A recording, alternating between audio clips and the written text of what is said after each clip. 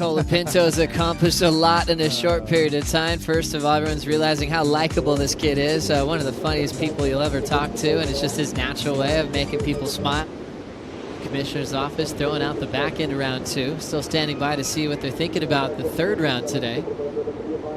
We'll start things off with a little bowling left, going for a rodeo out of the gates. Pat G pulls it off.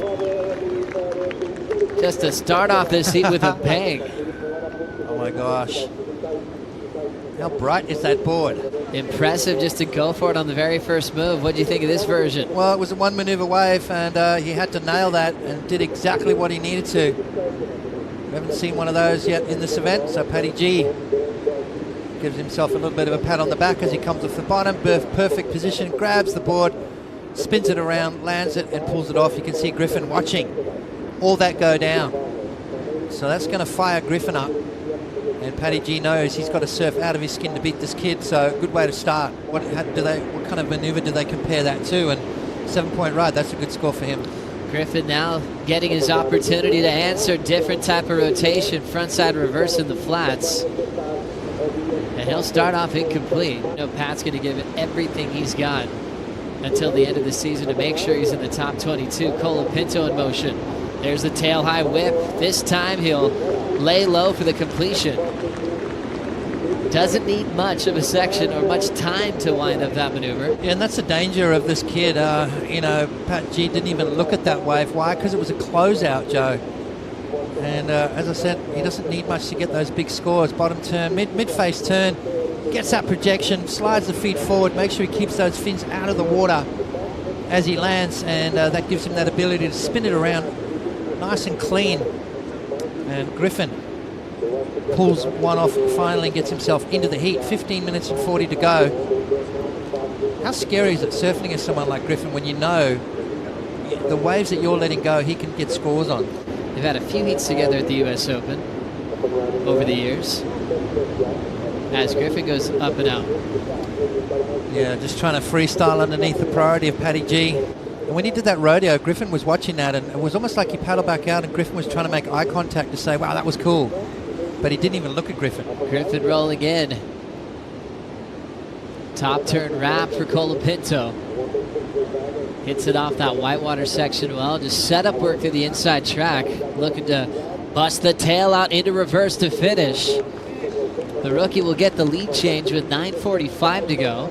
Sticking to maybe just the top 2 wave formula. Meanwhile, Griffin will get the lead here. Yeah, you know what? I'm kind of worried about Pat sitting for this period of time here. Griffin just going to town on this one. And you know what? It's not going to be a massive score, but it's going to give him the lead. And it's unfair. Look how easy he makes that look. Just 1 foot wave, spins it around, speed, bit of power. Nice little jam in the pocket right there. So not a bad little wave, especially underneath the priority. Conditions are deteriorating. That tide is going out. So this is a really smart move here from Griff. Bang, throws the tail out, spins it around. Thank you very much for coming. So he only needs a 1.18, so guarantees going to get the lead change after that one, Joe. And now 2 events left to put himself in that top 22 picture. We'll have the same story the next heat for Zeke Lau, Connor O'Leary, right on that cutoff mark. A couple of younger names though in the draw. Griffin's sizable left, throws it vertical off the lip. Throws it vert on that softer shoulder, inside corner kind of bending at him. And Pat finally taking off on his second wave of the heats, bringing it into the finishing move. He'll stop that thing shut. So 2 important scores coming in here for round 2, heat number 10. Pat with the 7 for the flip. And now putting a handful of turns together on that speedy little right. Let's have a look at Paddy G. Kind of an interesting wave to catch here. Sort of more, they've kind of broke for quite a while. So 1 turn and then finished with a vertical snap. So 2 turn combo on that wave. And here he goes again. Colapinto winning the paddle battle, drills that first section. Frontside wrap nice and clean, fun inside corner, throws it up to the lip and sinks on the landing. So Colapinto won the paddle battle, got priority. 2 big turns, almost shut down. His second score, Griffin on a bigger wave, nice opening maneuver. Big jam with a free fall around, snaps it, throws the tail back around. So showing some variety on that occasion. You could tell that he shifted into a different gear to finish the wave. And when you do that, you kind of mess up your tempo. Let's see what happens here as he's flying through this inside corner. Big boost off the top. Looks like he got bucked off in the landing there, but yeah, we cannot slow down when you're on a roll. Keep it going. Here he goes.